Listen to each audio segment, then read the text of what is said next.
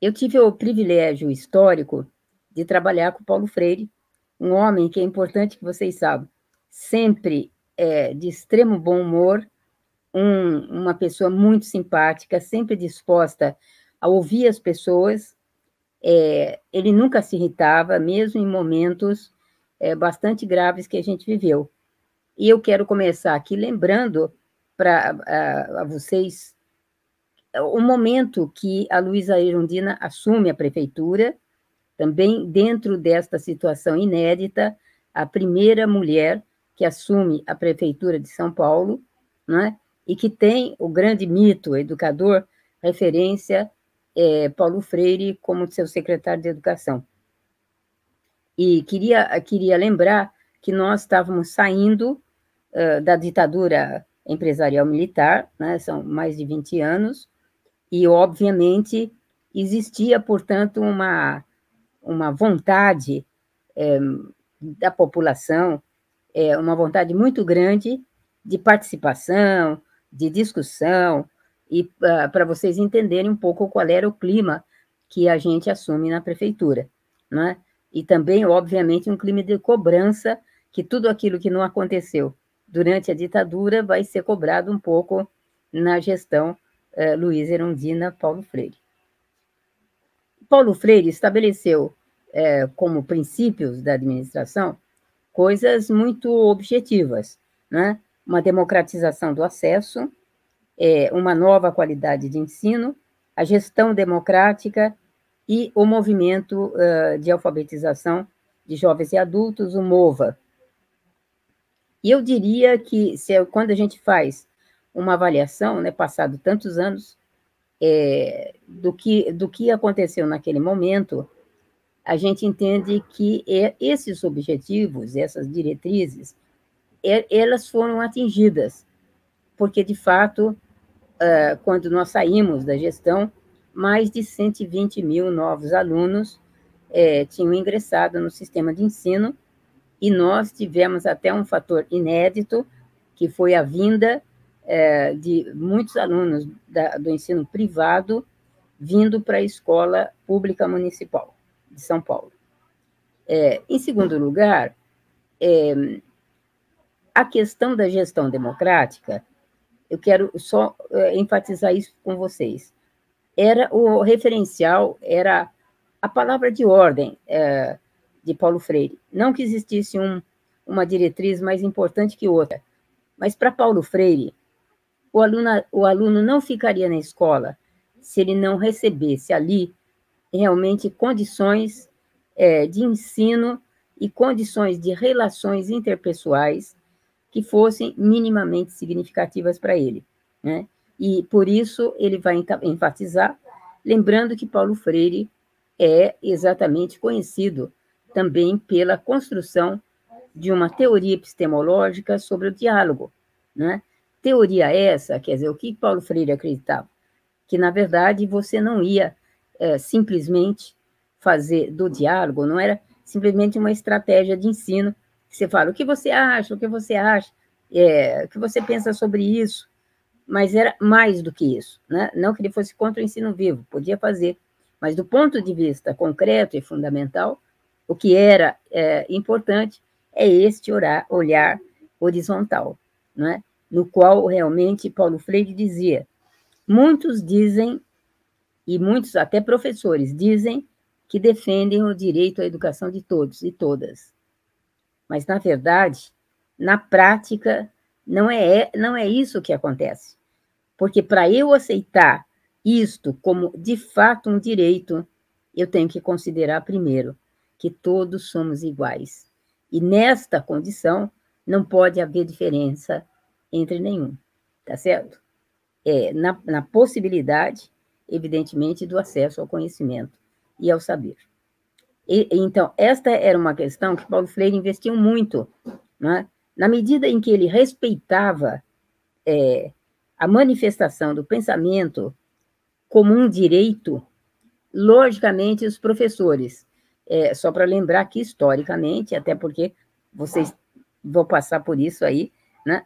Nós sucedemos o governo do Jânio Quadros, que foi aquele ex-presidente do Brasil, que abdicou lá nos anos 60, e, em segundo lugar, um homem que mandou prender a sua filha, né, dizendo que ela era louca porque ela denunciou corrupção exatamente na gestão dele e da parte dele. Então, só para vocês entenderem que o momento não é simples, né, e que o Jânio Quadros havia punido 15 mil professores que participaram de uma manifestação contra o governo dele e demitido sumariamente 2.500 professores efetivos da rede.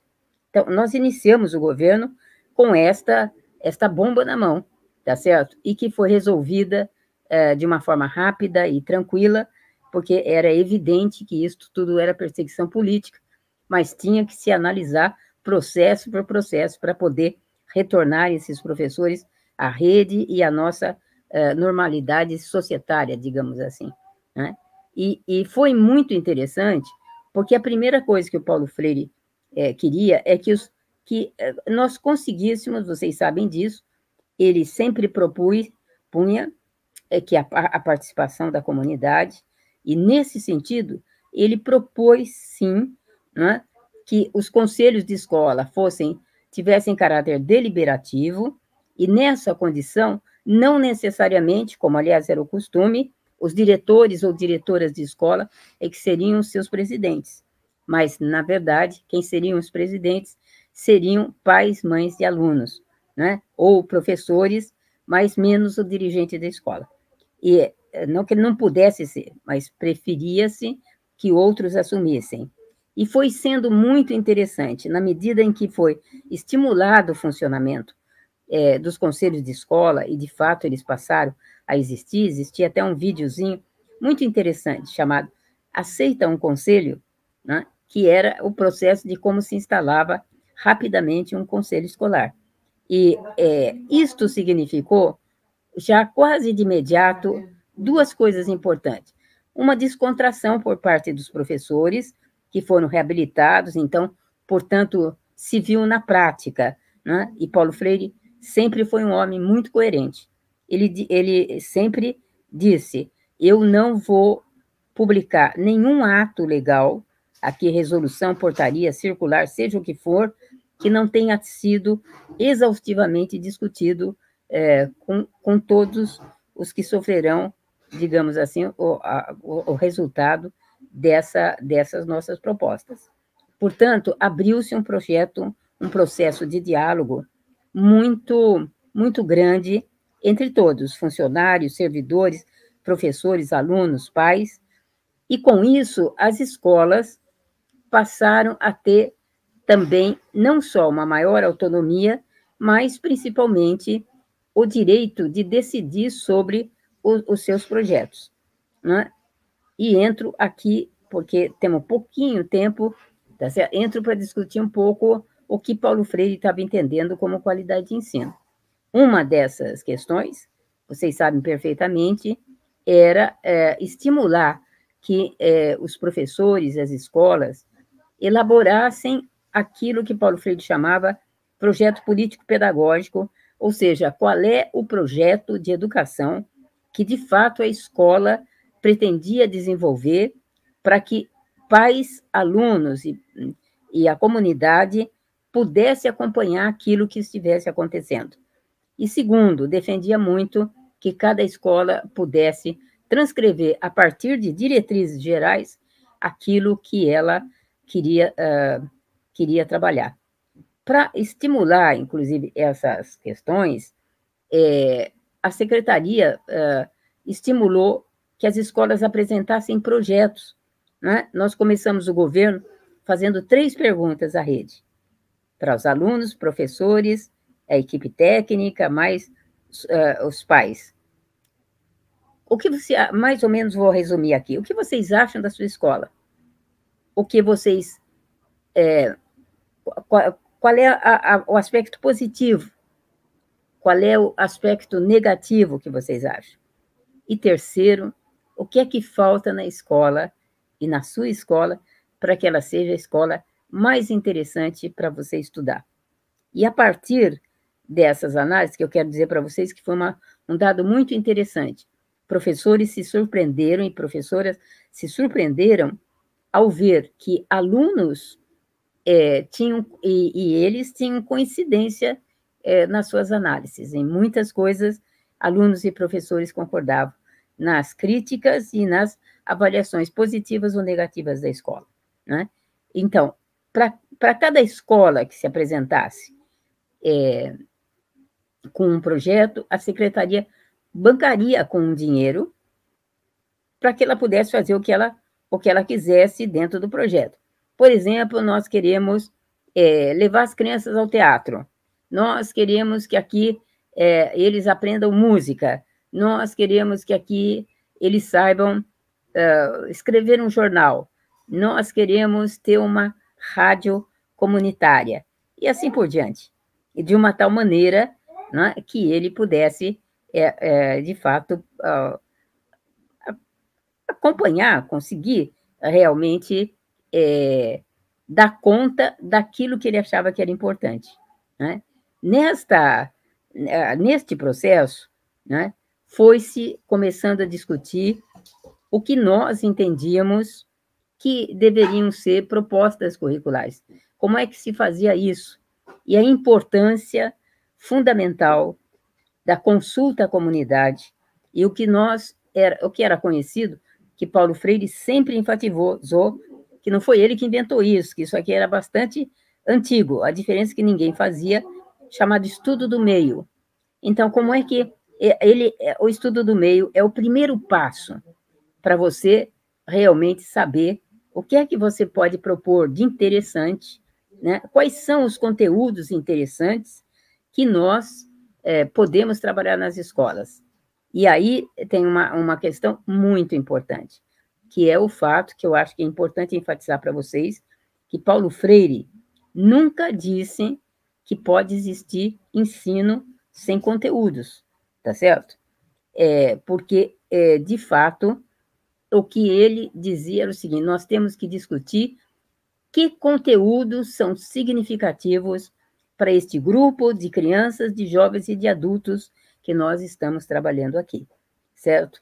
E foi assim, portanto, que se iniciou um processo que eu diria que é reconhecido como um dos melhores projetos de formação de professores, que foi exatamente chamar professores da USP, da Unicamp, daqui da PUC, né, pela proximidade das escolas, que contribuíram exatamente para que não só em termos de novos conteúdos científicos, literários e artísticos, mas, acima de tudo, juntos, o que significava o estudo do meio, para depois se chegar àquela ideia, né, que é conhecida nas teorias freirianas, né, das palavras ou dos temas geradores que propiciassem que a escola fosse organizada por projetos que nós chamávamos via interdisciplinaridade. A interdisciplinaridade é importante que se ressalte aqui, e Paulo Freire sempre dizia: a escola é um local ideal disso. Por quê? Porque ali nós temos um conjunto de profissionais que têm formações diferenciadas, um físico, químico, historiador, geógrafo, literário, tá certo? No qual realmente eles se combinam, e nós sabemos que o conhecimento ele é indivisível, e nós só vamos realmente dividir esse tempo, tá certo? Por uma razão didática, certo? Então, quando eu tenho... nós vamos lá dar uma aula de português, de matemática, de história, de geografia, mas qual é o problema? Nunca eles conversam entre si, né? E Paulo Freire defendia que o conhecimento mais fecundo, né, mais permanente, mais interessante, que gera realmente a curiosidade das crianças e dos jovens, evidentemente, este é o conhecimento, digamos assim, preferencial. É o conhecimento, o conhecimento que motiva realmente as pessoas, certo? É nesse sentido. E, por último, gostaria de enfatizar aqui uma questão que é em relação ao movimento de jovens e adultos. O MOVA, né, ele era um programa paralelo ao movimento da própria Secretaria de Educação.